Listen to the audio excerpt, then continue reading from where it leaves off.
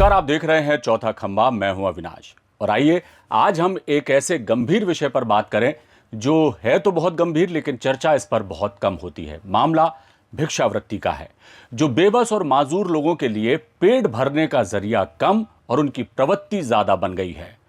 हालांकि इस पर कुछ किया नहीं जाता है, लेकिन इस बार जिला प्रशासन ने कुछ ऐसे कदम उठाए हैं तो उम्मीद जागी है कि शायद भिखारियों के पुनर्वास के लिए कुछ हो सके और इस दंश से हमारे समाज को मुक्ति मिल सके। भोपाल मध्य प्रदेश की राजधानी, ताल तलैयों और शैल शिखरों का शहर। इस शहर की सड़कों पर निकलो तो हरे भरे दरख्त और चकाचौंध से भरे बाजार नजर आते हैं। अच्छा लगता है शहर का खुशनुमा माहौल देखकर, लेकिन जैसे ही किसी ट्रैफिक सिग्नल पर आप रुके तो हाथ फैलाए भिखारी आपके नजदीक आना शुरू हो जाएंगे, जिनमें कुछ माजूर से तो कुछ हट्टे कट्टे और जवान चेहरे एकाएक चेहरे में बेबसी का भाव लाकर भीख मांगने चले आते हैं। यखलख्त जहन में सवाल दौड़ता है कि अच्छा खासा है, कुछ काम क्यों नहीं करता, भीख मांग रहा है। और इसका कारण है कि भोपाल में भीख मांगने वालों का एक नेटवर्क काम कर रहा है। ट्रेंड भी बदला है इन्होंने। कुछ तो मंदिरों के बाहर कतार लगाए बैठे रहते हैं, जिन्हें कुछ खाने को दो तो रख लेते हैं, लेकिन डिमांड पैसे की ही रहती है। ट्रैफिक सिग्नल्स पर एक अलग तरह के भिखारियों की जमावट है। किसी का हाथ कटा है तो किसी का पैर। कोई महिला उनींदे से बच्चे को गोद में लेकर भीख मांगती दिख जाएगी, तो कोई पेन, कंघे और गुब्बारे लेकर आपसे इन्हें खरीदने के लिए जिद करेंगे। आप नहीं खरीदो तो सीधे पैसे देने की बात करते हैं। ज्यादातर लोग इनसे संवाद करने से बचते हैं और कुछ लोग पैसे देकर अपनी जान छुड़ाते हैं। चौक चौराहों और सड़क किनारे लगे स्ट्रीट फूड्स के स्टॉल्स पर तो आप कुछ खरीद कर खा भी नहीं सकते, क्योंकि यहाँ भी भिखारियों का हुजूम हाथ फैलाए आपके इर्द गिर्द जमा हो जाता है। लेकिन सवाल यही है कि आखिर इनका किया क्या जाए। सवाल बड़ा है और इसका जवाब तलाशा है जिला प्रशासन ने। एसडीएम, तहसीलदार और सामाजिक न्याय विभाग ने मिलकर अब भिखारियों की प्रोफाइल बनाना शुरू कर दी है। पहले ही दिन पूरे भोपाल में तकरीबन 200 से ज्यादा भिखारी चिन्हित किए गए हैं। मंगलवार यानी 16 जुलाई से भोपाल को भिखारी मुक्त बनाने के लिए सर्वे शुरू किया गया है, जो 3 दिनों तक चलेगा।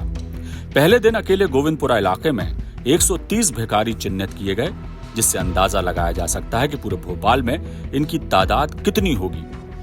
भिखारियों की प्रोफाइल बनाकर इनके पुनर्वास का काम किया जाएगा। वो कैसे, आइए समझते हैं। भोपाल को भिखारी मुक्त बनाने इनकी प्रोफाइल तैयार की जा रही है।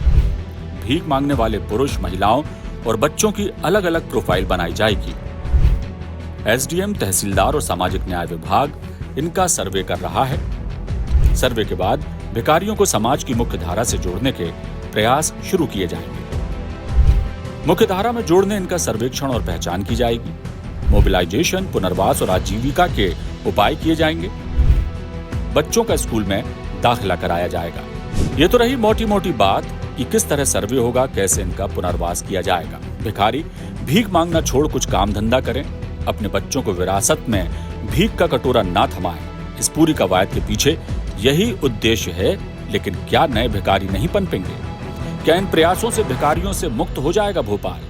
यही बड़ा सवाल है, क्योंकि कहीं ना कहीं दान पुण्य कमाने के लिए हम आप भी कम जिम्मेदार नहीं हैं, जो भरे पेट भिखारियों को ढूंढ ढूंढ कर खाना देते हैं, कपड़े देते हैं, पैसा देते हैं। क्या हम भी भिखारियों को प्रोत्साहित करने का काम नहीं कर रहे? मुद्दा सामाजिक है और प्रशासन के प्रयास भी सराहनीय हैं, लेकिन भिक्षाटन को जड़ मूल से समाप्त करने के लिए जरूरी है सामाजिक चेतना की, जरूरतमंदों की इस तरह मदद करने की, ताकि वो खुद कमा खा सकें। ऐसा नहीं है कि इसके पहले भी भिखारियों के लिए कई पुनर्वास के प्रयास किए गए, लेकिन कहावत वही चरितार्थ हुई कि 9 दिन चले 2.5 कोस।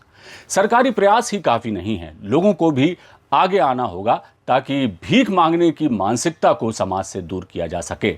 समन्वित प्रयासों से ही सफलता मिलती है, ये भी तय है, और हम उम्मीद करते हैं कि ये समन्वित प्रयास समाज और सरकार मिलकर जरूर करेगी। देखते रहिए चौथा खंबा। दीजिए इजाजत, बने रहिए आप हमारे साथ।